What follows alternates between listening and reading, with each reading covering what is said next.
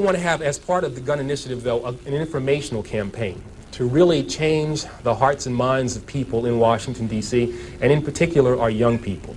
They are saturated in the media and in entertainment, or by the entertainment industry, with violence. And I think too many of our young people, in particular our young men, are fascinated with violence, and in particular fascinated with guns. And what we need to do is change the way in which people think about guns, especially young people, and make it something that's not cool, that it's not acceptable, it's not hip to carry a gun anymore.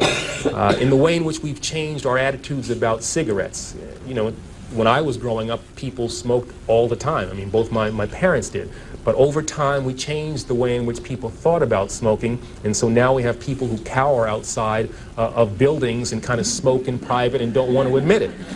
And that's what I think we need to do with guns, really change the way in which people think about guns. Now, this is not going to be something that's very easy to do because we are, quite frankly, fighting something that appears, you know, every day on television, on the radio, in our popular music, in movies that these kids are exposed to. It will be an effort that will entail things that I'm really not familiar with. I think I'm a pretty good lawyer, but we need to get really innovative, creative things that are going to grab the attention of these kids and change, as I said, the way in which they think about guns. And so what I've asked is that the creative community in Washington, those ad agencies that create these snappy ads and make me buy things that I don't really need, devote that talent in a more constructive way so we can get at the minds of these young people.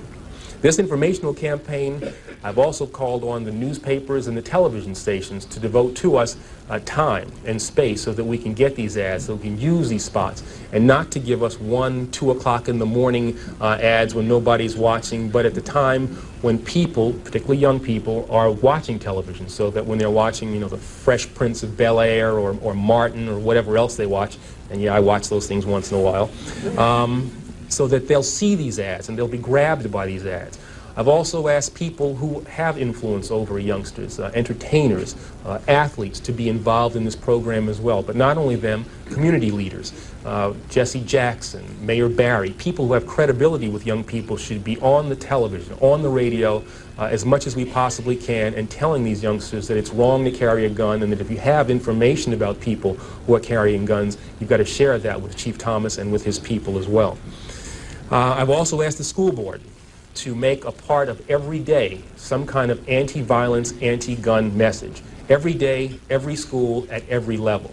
One thing that I think is clear with young people and with adults as well is that we just have to be repetitive about this. It's not enough to simply have a catchy ad on a Monday and then only do it every Monday. We need to do this every day of the week and just really brainwash people into thinking about guns in a vastly different way.